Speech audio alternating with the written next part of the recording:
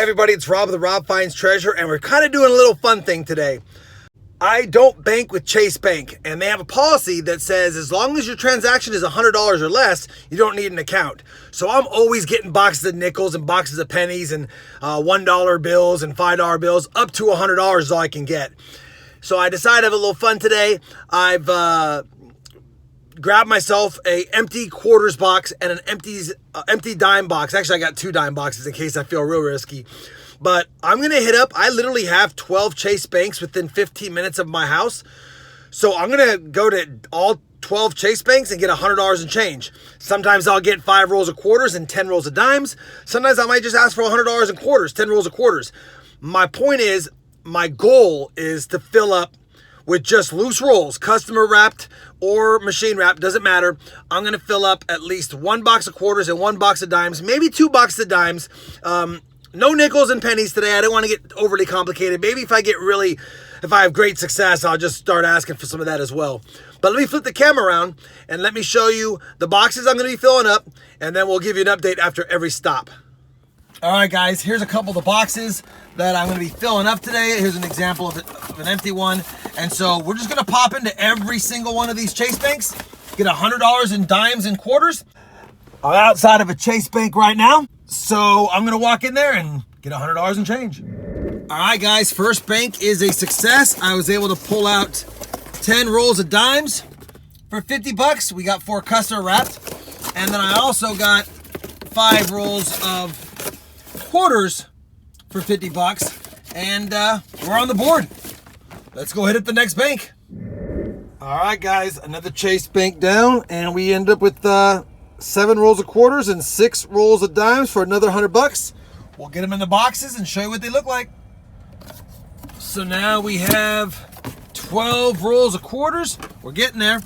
And we have 16 rolls of dimes. Let's hit another Chase Bank up. All right, guys, another Chase Bank done. We got 8 rolls of quarters and 4 dimes. And when I get those in the boxes, that'll make 20 and 20. So we're almost halfway there. And there we have it, guys. Another Chase Bank. Another 7 rolls of quarters and 6 rolls of dimes. We'll get them into the boxes, and I'll give you an update on, I think we have now 27 quarters and 26 dime rolls. So we're more than halfway. Let's keep going. I was putting away the rolls and figured you'd want to see them.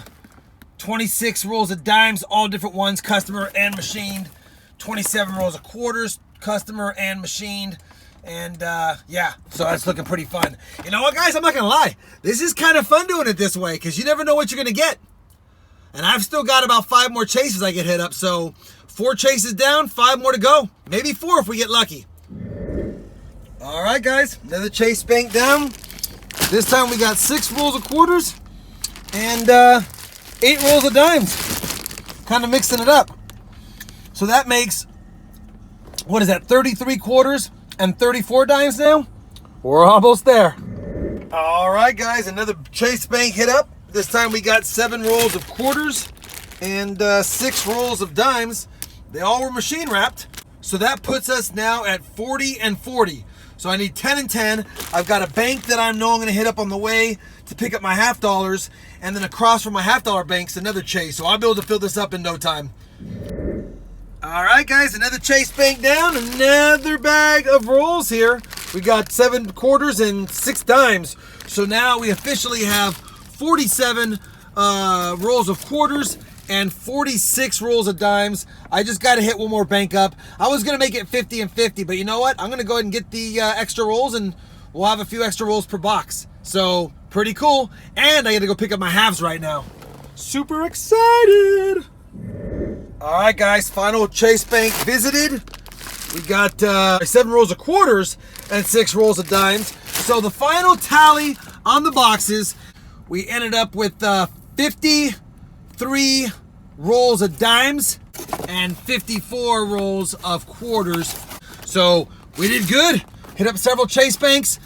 That's how you build boxes of change with not being a customer at Chase. You know, a lot of banks like Chase allow up to $100 transaction or exchange without an account. So you should always call ahead of time. And if that's the case, pop into a few banks. Now this is building a box. Obviously, if I would have just went to a Chase bank, I could have got $50 in dimes, $50 in quarters, went home and hunted those. But I was trying to get full boxes, and you don't always have to do that, but I wanted to show everyone it's pretty simple to drive around for about an hour, hit up some branches, and build some boxes. Or don't worry about walking into a bank you're not a patron at. I'm not affiliated with Chase Bank whatsoever, but I know their policy is up to $100, no account needed. So I run into them all the time. All right, now let me go pick up the $50 box from my Wells Fargo.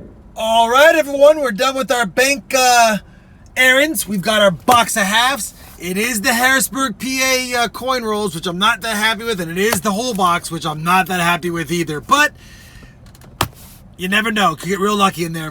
We've got the box of quarters and a few extra rolls, and the box of dimes and a few extra rolls. And you know what's going to be fun about these hunts? Is sometimes when you get into a box and you can tell it's kind of a bad box, especially if it's a lot of customer wrap rolls, you're like, these have been searched. I know they've been searched.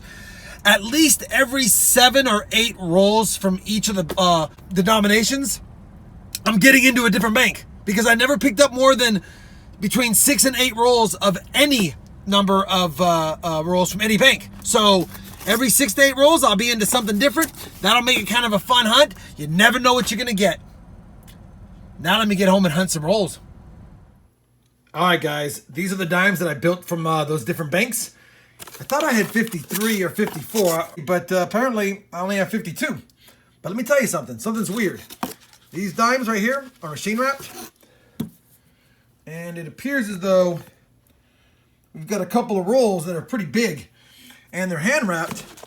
And compared to the other preformed rolls that are the same type of rolls, they're a lot bigger. So I think we've got a couple of bigger rolls than we thought. I miscounted by one, but I'll probably make up half of it back in these 2 rolls.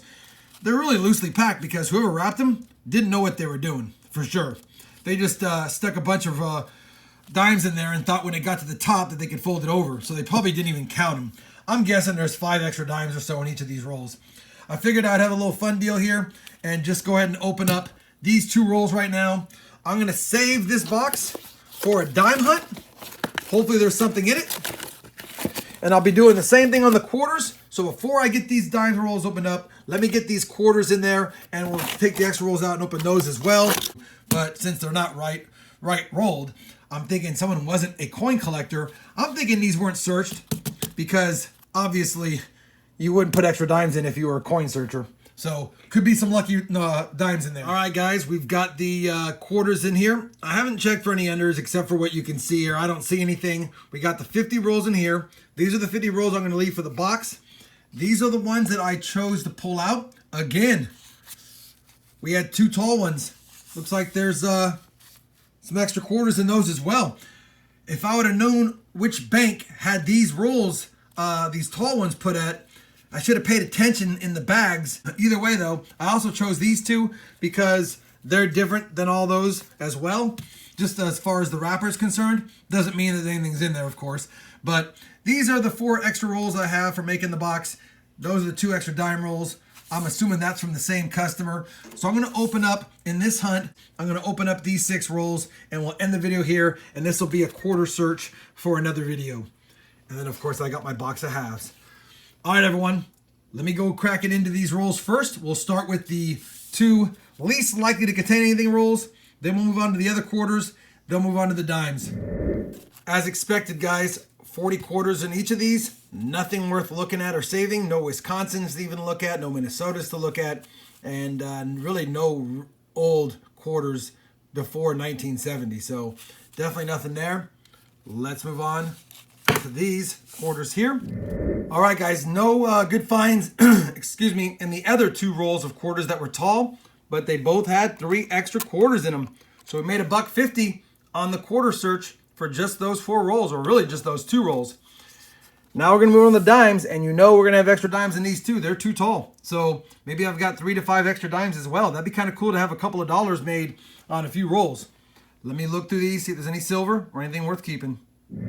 All right, guys, unfortunately nothing found in those 2 rolls of extra dimes as well.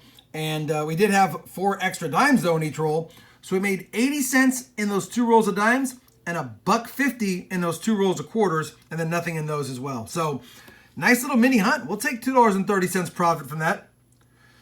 Anyway, I just wanted to use this video to explain how you can build a box, or you can use a bank's rules around getting yourself some rolls without being an actual bank member there. Remember to always contact your bank first, or any banks you plan on hunting, and find out what their rules are for non-bank customers. Sometimes they allow you to dump coins. Sometimes they allow you to get $100 worth of coins as well. Sometimes they let you do nothing. But you never know until you ask. And, as always, you can't find anything if you don't hunt it. So you got to keep hunting. Hope you enjoyed the video. If you did, please give it a thumbs up. And as always, thanks for watching.